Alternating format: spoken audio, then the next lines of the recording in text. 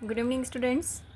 Tensor analysis में unit 4 में theorem 5th है।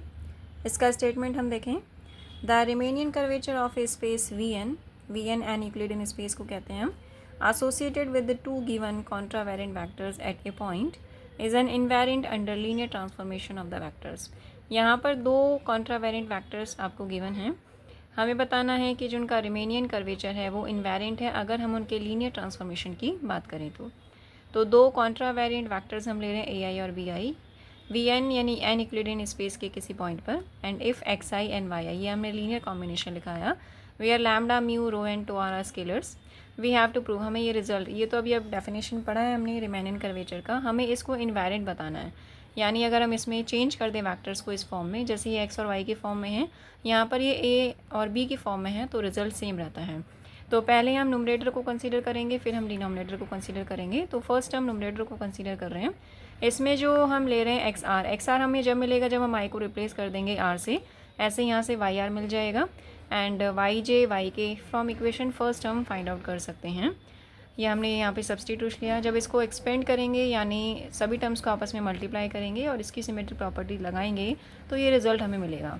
एक्चुअली इसका कैलकुलेशन बहुत ज़्यादा लेंदी है इसलिए मैंने वो लिखा नहीं है, तो सीधा रिजल्ट याद करना बहुत टफ टास्क नहीं है। टर्म्स ईजी आ रहे हैं, हम कर सकते हैं। इक्वेशन सेकंड रिप्रेजेंट्स, ये जो टर्म है वो इनवेरिएंट नहीं है इस टर्म की वजह से, क्योंकि यहाँ पे ये टर्म आ रहा है इसकी वजह से इन्वेरिएंट नहीं है। क्योंकि इन्वेरिएंट का मतलब है जैसा इस कोऑर्डिनेट सिस्टम में आ रहा है वैसा इस कोऑर्डिनेट सिस्टम में आना चाहिए। अब उसके बाद हम डिनोमिनेटर को कंसीडर करें। सेकंड पार्ट है डिनोमिनेटर, यहाँ पे हमने मल्टीप्लाई कर दिया। G R J X R X J G I K Y के, इस तरह से स्प्लिट किया है हमने। तो X R X J Y I Y K इन सब की वैल्यू हमने फिर से इक्वेशन फर्स्ट में ली है। ये फॉर्मूला हम जानते हैं, G R J A R equals to A J, R same है तो ए जे मिलेगा। इसी फॉर्म में इसको लिखा है। बाकी सभी टर्म्स हम ये पढ़ चुके हैं, फंडामेंटल टेंसर की प्रॉपर्टीज़ हैं, और इसको हम यहाँ अप्लाई करेंगे। फिर उसके बाद टर्म्स को मल्टीप्लाई करना है और ये रिजल्ट हमें मिल जाएगा finally. That is the definition of magnitude. And A B cos theta equals to A J B J. A contra में है, बी कोवेरिएंट में है, और ये अपोजिट भी हो सकता है कि बी कॉन्ट्रा में है और ए कोवेरिएंट में है। तो ये डेफिनेशन है दो वेक्टर्स के बीच के एंगल की। सो ये प्रॉपर्टी हमने यहाँ पर अप्लाई कर दी है। So lambda square as it is आ रहा है। ये जो डेफिनेशन है वो क्या आ रही है, मैग्नीट्यूड को बता रहा है, that is E A lambda square A square. इसी वे में हम इसको लिखेंगे, इस टर्म को लिखेंगे हम कॉस थीटा। ये कॉस थीटा हो जाएगा, 2 टाइम आ जाएगा तो ये हो जाएगा 2 कॉस थीटा। और ये इसको लिखेंगे ई बी क्या है यहाँ पे, मैग्नीट्यूड ऑफ फैक्टर बी है। इसे हम अपनी चॉइस के अकॉर्डिंग लेते हैं। यानी अगर हमें फाइनली इस टर्म को पॉजिटिव रखना है, चाहे हमें इसको इंडिकेटर है ये, इसे +1 लेना पड़े या -1 लेना पड़े, that is mu square B square. इसी तरह से हमें ये टर्म सॉल्व करना है। इन दोनों टर्म्स एक जैसे हैं, यानी अगर इसमें सफिक्स को चेंज कर दें तो हमें रिज़ल्ट सेम मिलेगा।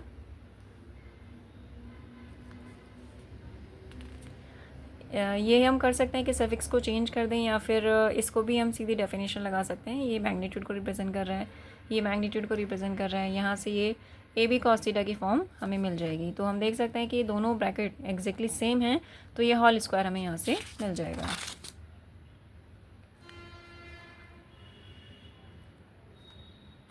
ये फर्स्ट ब्रैकेट हो गया, that is second bracket, and minus ये होल स्क्वायर मिलेगा। सॉल्व करेंगे तो इस तरह का टर्म हमें मिलेगा। हम देख सकते हैं कि ये फैक्टर न्यूमरेटर के लिए भी हमें मिला था, और फाइनली सॉल्व करेंगे तो इस तरह का टर्म हमें मिलेगा। थीटा ए आई और बी आई दो कॉन्ट्रावेरेंट वेक्टर्स के बीच का एंगल है। Now this is again definition of A square.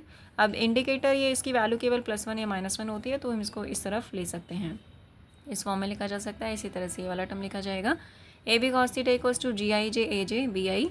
हमने अगर स्क्वायर किया है तो यहाँ तो A square B square cos square theta मिलेगा। और इसमें हम जानते हैं कि आई और जे अगर हम स्क्वायर कर रहे हैं तो उसको एक साथ इस होल स्क्वायर नहीं लिखेंगे, जबकि दो सफिक्स के साथ में अलग अलग हमें लिखना है। यहाँ पर अगर आई जे लिया है तो मार के या कोई और इंडिसेस कंसीडर कर सकते हैं। अब हम इस टर्म को सॉल्व करना चाह रहे हैं, लिखना चाह रहे हैं, तो हमने इसको यहाँ लिखा है, ए स्क्वायर बी स्क्वायर को ब्रैकेट के अंदर लिखा, और ये डेफिनेशन है। अगर इन दोनों का प्रोडक्ट हम करते हैं तो हमें ये वाला टर्म मिल जाएगा, जी R J G I K A R A J B I B K, ये हमने लिखा। और यहाँ से ये तो एज इट इज़ लिखा है, A square B square cos square theta, ये वाला टर्म यहाँ मिल रहा है जिसकी वैल्यू हम यहाँ सब्सटीट्यूट करेंगे। तो जो फंडामेंटल टेंसर है वो वाला पार्ट कॉमन आ गया। कॉमन लेने के बाद बचता है A R A J B I B K. Using equation 7 and 5th, यानी ये वाला जो टर्म है उसको हम यहाँ सब्सटीट्यूट कर देते हैं and we obtain this term. So finally जो हमने कैलकुलेट किया ये हमने नोमरेटर के लिए सॉल्व किया, फिर डिनोमिनेटर के लिए सॉल्व किया। सब्सटीट्यूट करेंगे तो ये सेम टर्म है, लाइक टर्म है, ये कैंसिल हो जाएगा और ये रिजल्ट मिलेगा। और यही रिजल्ट हमें प्रूव करना था कि अगर हम x की जगह xy के फॉर्म की बजाय ए आर ए बी की फॉर्म में लिखेंगे तो भी रिजल्ट सेम रहेगा। नेक्स्ट एग्जाम्पल है एग्जाम्पल 4। इसका क्वेश्चन है ये, show that the Riemann curvature of a V2 is uniquely determined at each point and its value is given by। Riemann curvature है जो k से इंडिकेट हो रहा है, V2 में आप इसको एक ही तरीके से फाइंड आउट कर सकते हैं। At any point of it there exist only two independent vectors, क्योंकि V2 आ रहा है। Therefore the Riemann curvature of a V2 is uniquely determined at each point। इस वजह से V2 में Riemann curvature को केवल एक ही तरीके से आप फाइंड आउट कर सकते हैं। नंबर ऑफ इंडिपेंडेंट कंपोनेंट्स, इस थ्योरम को हमने सॉल्व करने के लिए 4 केसेस लिए थे, तो अगर 2 डिस्टिंक्ट हैं तो ये वाला केस बन जाएगा। और वैसे भी एक बुक में एक टेबल दी हुई है, उस टेबल में अगर आप n की वैल्यू 2 ले रहे हैं तो आर आई जे के इंडिपेंडेंट कंपोनेंट्स 1 मिलेंगे, तो वहाँ से भी आप इसको ले सकते हैं। ये रिमेनिंग कर्वेचर की डेफिनेशन आपने लिखी है, हमें के कैलकुलेट करना है। तो 2 वेक्टर हम चूज़ करेंगे A10 एंड 01, जिसमें फर्स्ट जो है ए आई को रिप्रेजेंट कर रहा है, यानी फर्स्ट वैल्यू A1 को रिप्रेजेंट करेगी, सेकंड वैल्यू A2 को। इसी तरह से 0 B1 को रिप्रेजेंट करता है और फर्स्ट जो है A1 वो B2 को रिप्रेजेंट करता है। तो ये जो वैल्यूज़ हैं 1 2, यानी हम वैल्यूज़ लेंगे आर की जगह 1, आई की जगह 2, जे की जगह 1 और के की जगह 2। ये सब्सटीट्यूट करेंगे इस फॉर्मूले में। इसको देखते हैं तो ये जो है डिटर्मिनेंट जी को रिप्रेजेंट करता है। सो R1 जो कि स्मॉल जी से लिखा जाता है, इन सब की वैल्यू हमने सब्सटीट्यूट कर दी और नोमरेटर में भी इसी तरह से लिखा है। सॉल्व करेंगे तो R12 ये मिलेगा। एग्जाम्पल 5 है, आपको सॉल्व कर सकते हैं, उसके बाद अगर कोई दिक्कत है तो उसमें आप पूछ सकते हैं।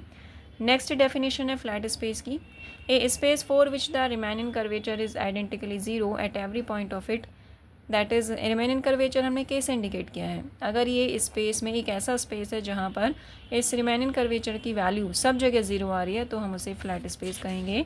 वैसे भी कर्वेचर का मतलब होता है कि कोई भी कर्व वो कितना बैंड हो सकता है।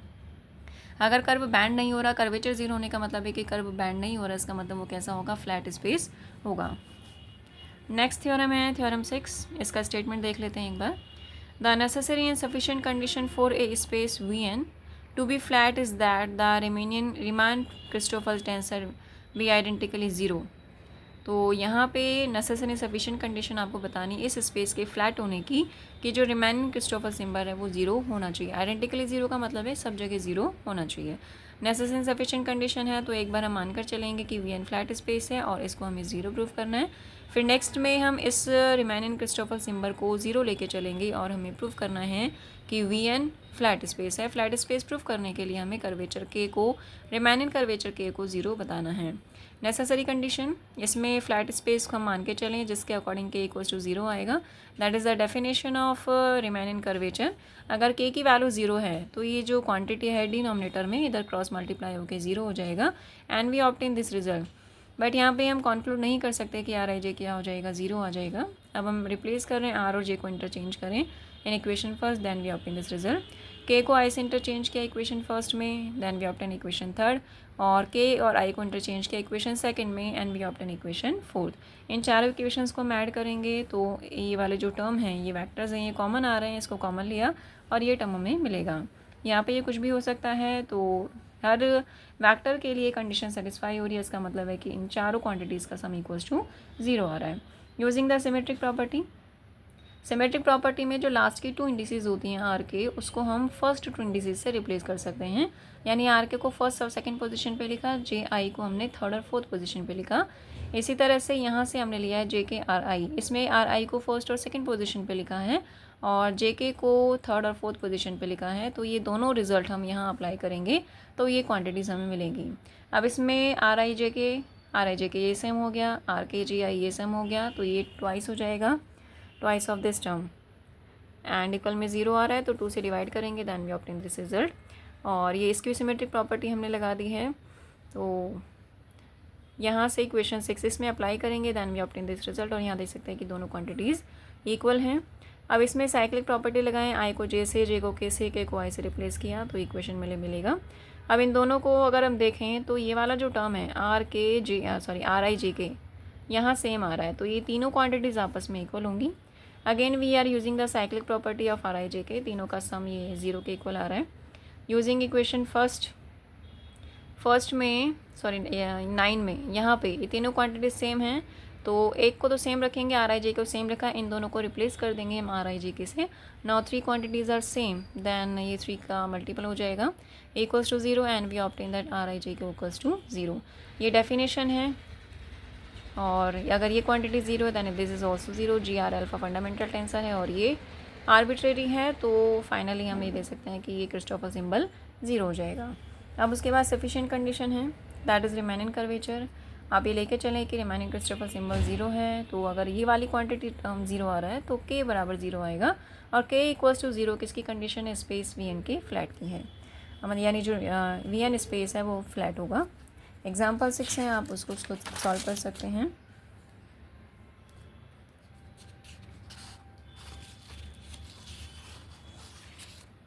एग्जाम्पल 7 है, इसमें मैट्रिक आपको गिवन है R square equals to x1 square plus x2 square and f of r equals to C R to the power K, ये हमें रिजल्ट प्रूव करना है। सी और के कांस्टेंट है, ये मैट्रिक है जो हमें गिवन है।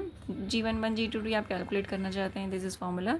तो जो भी नॉन ज़ीरो क्रिस्टोफर सिम्बल्स हैं हमें R1 R2 के लिए ये हमें वैल्यूज़ लेनी है, यानी R J equals to 1, I equals to K हम लेंगे, इसमें यही वैल्यूज़ हमें सब्सटीट्यूट करनी है, यानी आर और जे की जगह 1 और आई और के की जगह 2 लेंगे, तो ये रिज़ल्ट हमें मिलेगा।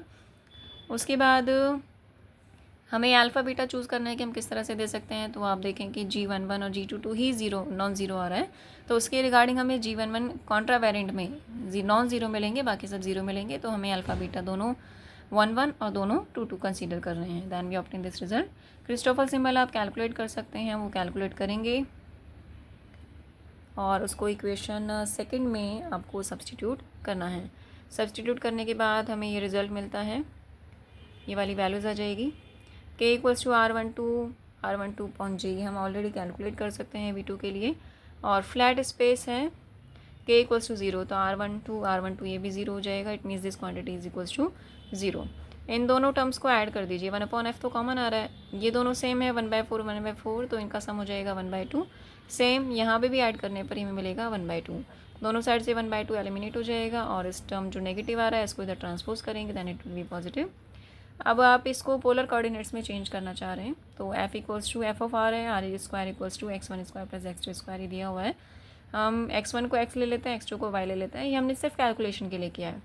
तो यहाँ से R square equals to X square plus Y square मिलता है, ये हमने इस फॉर्म में लिया है जिससे कि क्योंकि हम ये बहुत पढ़ चुके हैं, हमारे यूज़ टू है, तो हमें समझने में आसानी होगी। जब आप इस डिफरेंशियल इक्वेशन करेंगे, इस डिफरेंशिएशन करेंगे इस इक्वेशन का, partial differentiation with respect to x, तो ये मिलेगा x अपॉन आर, ऐसे यहाँ से आ जाएगा del R upon del Y equals to Y upon R. Now we calculate this quantity del two F upon del x1 x1 को replace कर दिया x से, it is del two F upon del X square, आप इसको इस form में लिख सकते हैं। Now F is the function of R, तो हम इसको चेन रूल लगा रहे हैं, डी बाई डी आर हो गया del R upon del X, और अंदर वाले जो del F upon del X उसको भी हम इस वे में लिखेंगे। अब यहाँ से del R upon del X की वैल्यू हमने ले ली X upon R, del R upon del X को भी लिखा है एक्स अपॉन आर। अब हमें डिफ्रेंशिएशन करना है इनका, इस टर्म का, तो 3 टर्म्स मिल रहे हैं, D F upon D R हो गया, एक्स हो गया, और 1 अपॉन आर हो गया। जब D F upon D R का आर के रेस्पेक्ट में डिफ्रेंशिएशन होगा तो ये मिलेगा D two F upon D R square X upon R as it is. फिर एक्स का किया तो del X upon del R 1 upon R as it is. फिर 1 अपॉन आर का लेंगे तो -1 अपॉन आर स्क्वायर आ जाएगा, बाकी साथ में एक्स अपॉन आर है ही। एक्स अपॉन आर को अंदर मल्टीप्लाई किया, साथ ही del X upon del R की वैल्यू हमने रख दी आर अपॉन एक्स, अपोजिट कर दिया, जैसे del R upon del X होता है एक्स अपॉन आर, अगर इसका रेसिप्रोकल करेंगे तो आर अपॉन एक्स हमें मिल जाएगा। एक्स अपॉन आर और एक्स अपॉन आर स्क्वायर को मल्टीप्लाई किया तो एक्स स्क्वायर अपॉन आर की पावर 3 हमें मिलेगा। यहाँ से एक्स अपॉन आर कैंसिल होकर 1 अपॉन आर मिलता है, ये एज इट इज़ हो गया। जिस तरह से यहाँ पे हमने सॉल्व किया del two upon del X square, तो फाइनली हमें 3 टर्म्स मिलते हैं। इसी तरह से जब हम इसको y के रेस्पेक्ट में सॉल्व करेंगे तो हमें, क्योंकि सिमेट्री आ रही है तो ये टर्म्स हमें मिल जाएगा, दोनों टर्म्स को ऐड करेंगे तो ये कॉमन आ गया, then remaining part is X square plus Y square upon R square, 1 upon R हो गया 2 अपॉन आर, वहाँ से एक्स स्क्वायर आएगा इक्वेशन 5 से, इक्वेशन 6 से आ गया वाई स्क्वायर। तो now this is R square, this is again R square upon R square cancel हो जाएगा, 2 upon R D F upon D R, ये हो गया minus R square upon R cube D F upon D R. अब वापस से हमने x की जगह x1 और y की जगह x2 ले लिया। So finally we got the result, और इसको सॉल्व कर सकते हैं हम, तो ये हो जाएगा 1 upon R D F upon D R. अब del F upon del x1 आपने लिया, del F upon del x जो राइट हैंड साइड पे क्वांटिटी थी वो हम सॉल्व कर रहे हैं।